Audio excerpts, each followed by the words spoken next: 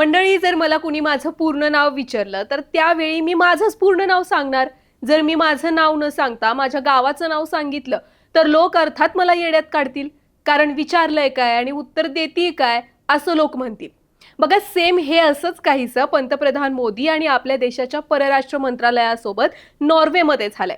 भारताच्या परराष्ट्र मंत्रालयाला नॉर्वेमधील एका पत्रकार महिलेनं प्रश्न विचारला, पण त्या प्रश्नाचं उत्तर अगदीच बालिशपणे दिलं गेलं आणि सर्वात महत्त्वाचं म्हणजे पत्रकारांचे प्रश्नच पूर्णपणे फटकारले गेले.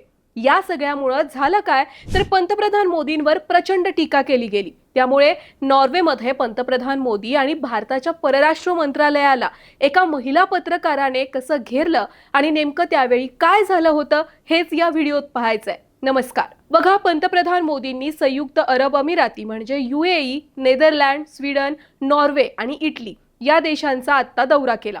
या देशांच्या दौऱ्यावर जाण्यामागची प्रमुख कारणं म्हणजे सर्वसमावेशक धोरणात्मक भागीदारी अधिक मजबूत करणं, द्विपक्षीय संबंधांना गती देणं आणि व्यापार गुंतवणूक वाढवणं मोदींच्या दौऱ्यामागची ही मुख्य कारणं होती. तसं पाहिलं तर मोदींचा प्रत्येकच दौरा कोणत्या ना कोणत्या कारणामुळे चर्चेत असतो. यावेळी त्यांचा दौरा ज्या कारणामुळे चर्चेत आला ते पहिलं कारण म्हणजे जॉर्जिया मेलोनींना दिलेलं चॉकलेटचं पॉकेट आणि दुसरं कारण म्हणजे नॉर्वेमधील पत्रकारांसोबत झालेली बाचाबाची. बघा, नॉर्वेमध्ये असं झालेलं की ओस्लो येथे भारतीय परराष्ट्र मंत्रालयाच्या पत्रकार परिषदेत नॉर्वेच्या एका पत्रकारानं प्रश्न विचारला होता की भारत आणि नॉर्वे एकमेकांशी मजबूत भागीदारी करतात, पण आम्ही तुमच्यावर विश्वास का ठेवायचा?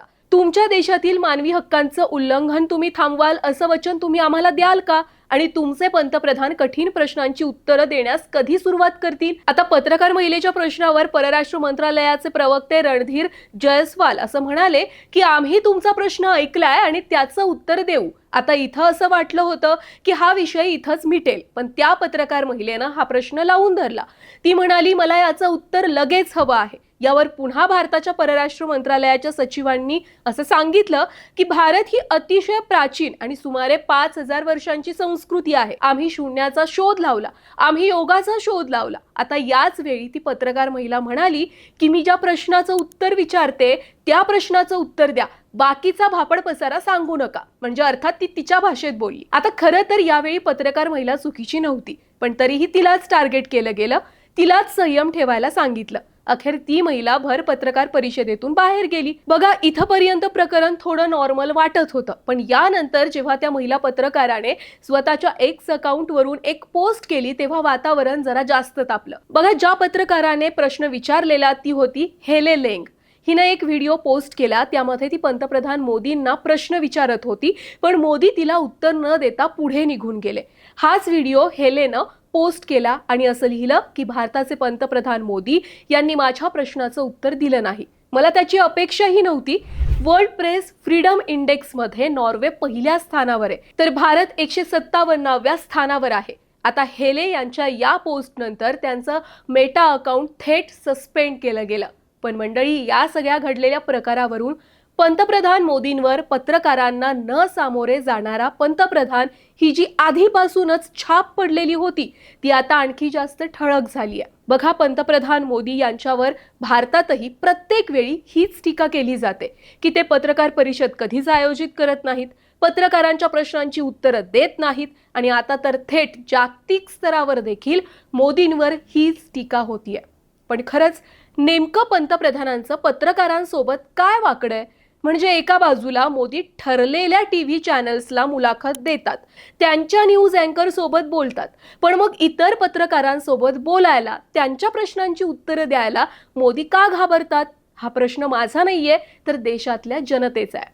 बरं, मोदींवर जागतिक पातळीवर जर टीका झाली तर त्यावर राहुल गांधी बोलणार नाहीत असं तर होणार नाही. या सगळ्या प्रकारावर राहुल गांधी असं म्हणालेत की जेव्हा लपवण्यासारखं काही नसतं तेव्हा घाबरण्याची गरज नसते, परंतु जेव्हा जग एका तडजोड करणाऱ्या पंतप्रधानांना काही प्रश्नांपासून घाबरून जाताना पाहतं तेव्हा भारताच्या प्रतिमेवर त्याचा काय परिणाम होतो? आता राहुल गांधींच्या या मताशी अनेक जण सहमत आहेत, कारण बघा, शेवटी पंतप्रधानांच्या हातात असतं की देशाचं नाव घालवायचं की देशाला चमकवायचं.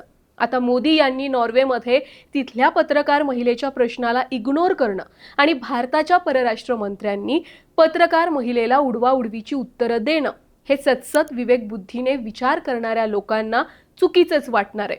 आणि सर्वात महत्त्वाचं म्हणजे नरेंद्र मोदींच्या प्रेस फ्रीडमवरून जागतिक स्तरावर चर्चा सुरू झाली आहे आणि ती चर्चा अर्थात भारताच्या प्रतिमेला डळमळीत करणारी ठरतीये. बाकी तुम्हाला काय वाटतं? पंतप्रधान मोदींनी पत्रकारांशी बोललं पाहिजे का, की मोदी ज्या पद्धतीनं आत्ता वागतायत तसंच त्यांनी पुढे सुद्धा वागलं पाहिजे? आणि सर्वात महत्त्वाचं, पंतप्रधान नरेंद्र मोदी आणि पत्रकार यांच्यामध्ये 36चा आकडा नेमका का आहे?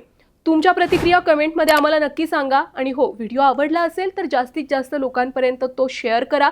आणखी कोणत्या विषयावर तुम्हाला सविस्तर माहिती ऐकायला आवडेल तो विषय सुद्धा आम्हाला कमेंटमध्ये सांगा. आणि आमच्या ऑनलाईन नेताला फॉलो आणि सबस्क्राईब करायला विसरू नका.